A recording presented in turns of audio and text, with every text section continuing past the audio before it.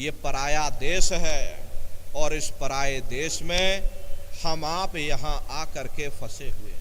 यह देश तुम्हारा देश नहीं, तुम्हारा देश सचखंड है। ये कौम तुम्हारी कौम नहीं, तुम्हारी कौम सतनाम है। और ये जीवात्मा उस सतनाम रूपी समुद्र की बूंद है। इस बूंद को समुद्र से मिलाओ, यानी जीवात्मा को उस परमात्मा से मिलाओ, तभी तुम सच्चा सुख और सच्ची शांति प्राप्त कर सकते हैं।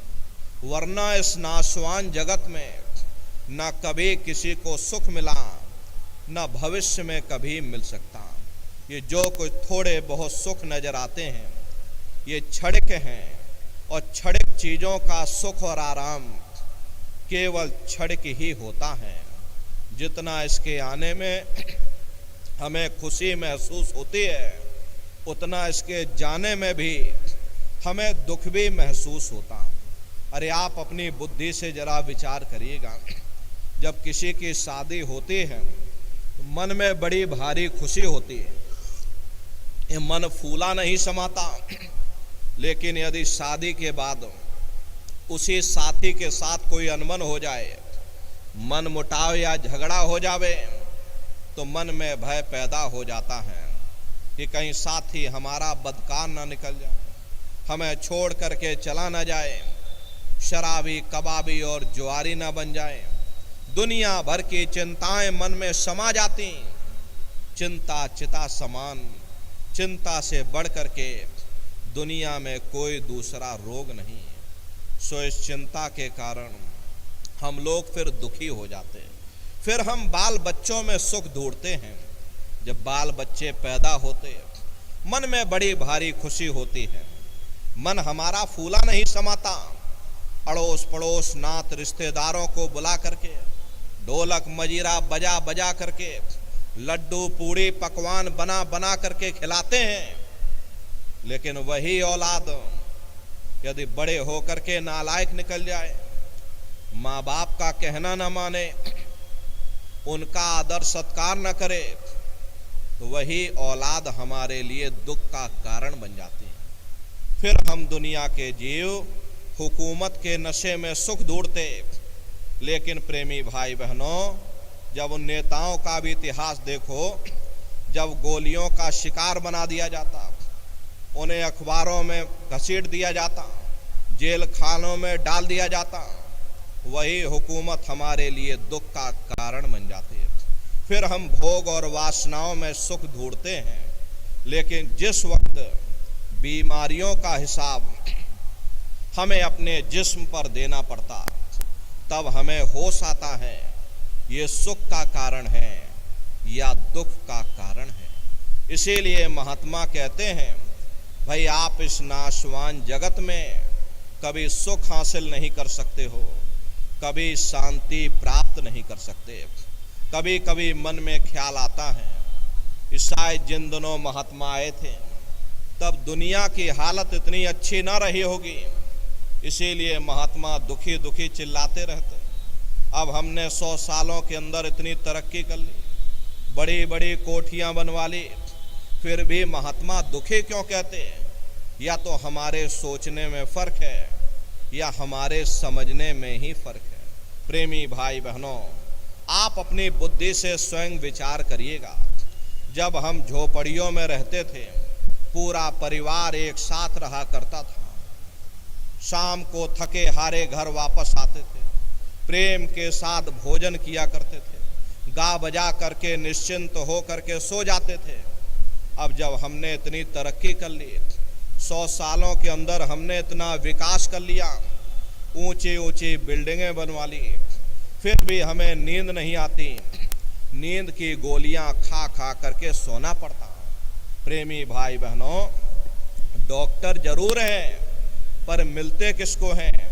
और मिल भी जाएं तो अस्पतालों में चारपाइयाँ कहाँ मिलती? बीमार तो बेचारे बरामदों में पड़े रहते। और हम कहते हमने इतनी तरक्की कर ली। बेशक हम इतना अनाज पैदा करते, लेकिन कीमतें इतनी ज़्यादा हैं कि आम आदमी की पहुंच से बाहर हो जाती। अरे गरीब आदमी खा नहीं पाता क्योंकि कीमतें आसमान छू रही हैं, और अमीर आदमी खाता नहीं क्योंकि उसे शुगर हो रखी है। फिर ऐसी तरक्की से किसी का क्या फ़ायदा हो सकता। पहले गांव में कोई मामूली झगड़ा हो जाता था, चार भले लोग मिल बैठ करके सुलझा देते थे।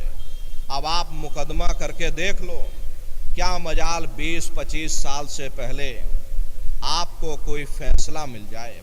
कचहरियों में जाकर के देखो, तीर्थों की तरह जमघट लगा हुआ, मानो कोई बहुत बड़ा तीर्थ स्थान हो। अरे आप किसी से पूछ करके देखिएगा, किसी को फुर्सत नहीं, डॉक्टर को फुर्सत नहीं, जज को फुर्सत नहीं, वकील को फुर्सत नहीं, कारखानेदार को फुर्सत नहीं, उद्योगपतियों को फुर्सत नहीं। सबके चेहरे पर चिंता और तनाव की लकीरें हैं। फिर ऐसी तरक्की से किसी का क्या फ़ायदा हो सकता। प्रेमी भाई बहनों, ये तरक्की का कसूर नहीं है, ये हमारा अपना कसूर है। हम उन चीज़ों के कैदी बन गए। ये चीज़ें हमारे लिए बनी थीं, ना कि हम उनके लिए बने थे। हम मशीनों के पुर्जे बन गए, मशीनों के मालिक ना बन सके। हमको मालिक बनना चाहिए था। सबको रोटी मिलनी चाहिए थी, सबको कपड़ा मिलना चाहिए था, सबको मकान मिलना चाहिए था, सबका मन निश्चिंत होना चाहिए था। किसी के मन में चिंता और तनाव की लकीरें नहीं रहनी चाहिए। घर में, समाज में प्रेम और सद्भाव की भावना रहनी चाहिए। माँ बाप का सम्मान होना चाहिए। यही तो जीवन में हर इंसान मांगता है। प्रेमी भाई बहनों, अगर जीवन में कीमतें और कदरें ना रहीं, फिर ऐसी तरक्की से किसी का क्या फ़ायदा हो सकता। प्रेमी भाई बहनों, इसीलिए महात्माओं ने जब कहा था तब भी ठीक था, और अब कहा तो अब भी ठीक है। दुनिया में न तब किसी को सुख मिला, न अब किसी को सुख मिल सकता। इसीलिए महात्मा कहते हैं, भाई तजो मन यह सुख दुख का धाम। गुरु नानक साहब ने लिखा, नानक दुखिया सब संसार। दुनिया का हर एक जीव अपनी अपनी जगह दुख और मुसीबतों से भरा हुआ। यही सहजोबाई ने कहा कि धनवंते सब ही दुखी, निर्धन है धन रूप, और साध सुखी सहजो कहे, पायो भेद अनूप। जिसके पास धन दौलत है, जो राजा महाराजा हैं, जो सेठ साहूकार हैं, वे सब के सब दुखी हैं। उनको किस चीज़ का दुख है? बड़े बड़े जो देश हैं लोग, तिनको व्यापे चिंता रोग। ये जो चिंता रोग है, उन्हें अंदर से खाए जा रही, सो इस चिंता के कारण बेचारे दुखी बने रहते हैं। और जिनको रोटी कपड़े मकान की फिक्र लगी, उन बेचारे गरीबों को दुखी होना ही होना। इसीलिए महात्मा कहते हैं, भाई आप इस नाशवान जगत में नाशवान क्षणिक पदार्थों से कभी सुख हासिल नहीं कर सकते, कभी शांति प्राप्त नहीं कर सकते। एक बार हमारे गुरु महाराज कलकत्ता में एक बहुत बड़ा पार्क बना हुआ, विक्टोरिया पार्क के नाम से, गुरु महाराज उसी बगिया में बैठे हुए थे। प्रेमी भाई बहनों, बगल में दो सेठ आए और दोनों सेठ गुरु महाराज के बगल में आकर के बैठ गए। सामने देखा एक माली घास काट रहा था। घास काटते काटते और माली को नींद आ गई और वह घास के ऊपर सो गया। दोनों सेठ आपस में बातचीत करने लगे कि देखो उस माली को, हमसे ज़्यादा सुखी तो वह माली है, कम से कम उसे नींद तो आ रही है, हम लोगों को नींद तक नहीं आती, नींद की गोलियां खा खा करके सोना पड़ता। गुरु महाराज उन सेठों की बात सुन रहे थे। गुरु महाराज बोले, अरे भाई सेठ जी, तुमने अपने आप क्यों फैसला कर लिया? अरे जाओ जाकर मालिक से पूछ करके आओ क्या वो सुखी है या नहीं है। गुरु महाराज की बात को मान करके दोनों सेठ माली के पास गए और जगा करके पूछा कि भाई हमारे सवाल का जवाब दे दो, क्या तुम सुखी हो या नहीं हो? तो माली बोला, अरे बाबूजी, हम कहाँ सुखी हैं।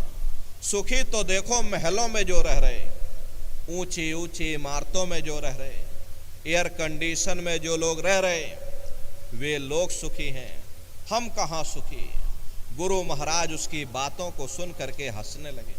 गुरु महाराज बोले कि देखो, ये सेठ कह रहा कि माली सुखी है, और माली कह रहा सेठ सुखी, और वास्तविकता यही है, यहाँ कोई सुखी नहीं। ना सुख विद्या के पढ़े, ना सुख वाद विवाद, और साध सुखी सहजो कहे, जो लागे शून्य समाध। नालिम फाजिम सुखी हैं, न गुड़ी ज्ञानी सुखी हैं, न बड़े बड़े विद्वान सुखी हैं। अरे सुखी वही है जिसने दुनिया में से अपने मन को निकाल करके और मालिक के चरणों में लगाया हुआ। इसीलिए महात्मा कहते हैं कि तजो मन यह सुख दुख का धाम। संतों महात्माओं ने इस नगरी को दुख और सुख की नगरी कह करके बयान किया, क्योंकि कोई इंसान यहाँ पर ऐसा नहीं मिलेगा जिसको हमेशा सुख ही सुख प्राप्त हुए, या कोई इंसान आपको ऐसा नहीं मिलेगा जिसको हमेशा दुख ही दुख प्राप्त हुए। 10 दिन सुख में गुजर जाते तो थोड़ा बहुत दुख का सामना भी करना पड़ता, और यदि 10 दिन दुख में गुजर जाते हैं तो थोड़ी बहुत सुख की श्वास भी आ जाती। ये सुख दुख की समस्याएं हमारे पिछले जन्मों के पुण्य और पाप के कारण हैं। जब पाप और पुण्य इकट्ठे होते हैं तब हमें इंसान का जामा मिलता है। यदि पुण्यों के कारण हम लोग सुखी हो जाते तो उन पापों के कारण हमको दुख का सामना भी करना पड़ता।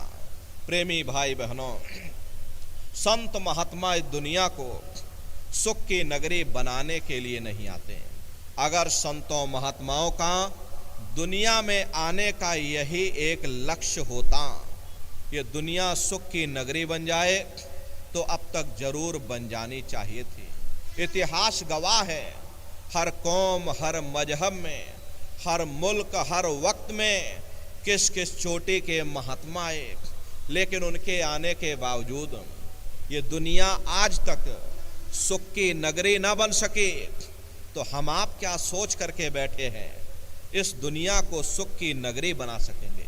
प्रेमी भाई बहनों, ये दुनिया के कांटे बांटे हम चाहे कितने भी क्यों ना इकट्ठे कर लें, कभी कामयाब नहीं हो सकते।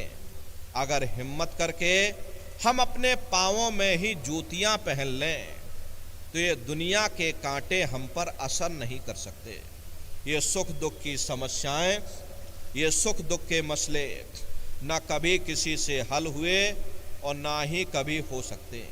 लेकिन महात्मा जिंदगी गुजारने का ऐसा सरल, ऐसा सुगम, ऐसा तरीका समझाते हैं जिस पर चल करके हमारा ध्यान सुख दुख की समस्याओं से परे चला जाता। महात्मा कहते हैं, लगो तुम अब चढ़कर सतनाम। अगर तुम सुख पाना चाहते हो, अगर तुम शांति पाना चाहते हो, तो सतनाम की खोज करो, उस मालिक की भक्ति करो। क्योंकि जितना समय तुम्हारा ध्यान मालिक की भक्ति में लगा रहेगा, तुम दुनिया में 2-4 दिन जरूर सुख हासिल कर सकते। और अगर तुम्हारा ध्यान मालिक की भक्ति की तरफ से हट जाएगा तो सारी दुनिया तुम्हारे लिए दुख का रूप बन करके खड़ी हो जाएगी। प्रेमी भाई बहनों, आप अपनी बुद्धि से विचार करिएगा। एक छोटा सा बच्चा अपने पिता की उंगली पकड़ करके मेला या नुमाइश में घूमने जाता है। उसे मेले की हर साजो सामान बड़ी खूबसूरत नजर आती है। किसी जगह खेल खिलौनों की दुकानें लगी, कहीं गुड्डे गुड़ियों की दुकानें लगी, कहीं झूलों की दुकानें लगी, कहीं मिठाई और पकवान की दुकानें लगी। वह बच्चा सोचता है कि शायद ये खुशी हमको मेले के साजो सामान से प्राप्त हो रही है। और अगर भूल करके भी वह बच्चा अपने पिता की उंगली छोड़ देता तो वह सारा साजो सामान उसी जगह रहता है, लेकिन बच्चा रोने चिल्लाने लगता, चीखने लगता, तब उसे खुद ब खुद महसूस होता है कि ये खुशी हमें तभी तक प्राप्त हो सकती जब तक हमने अपने पिता की उंगली पकड़ रखी थी। हमारा पिता कौन है? वो परमात्मा है, वो परमेश्वर है। जितना अरसा, जितना समय तुम्हारा ध्यान मालिक की भक्ति में लगा रहेगा, तुम दुनिया में 2-4 दिन जरूर सुख हासिल कर सकते हो।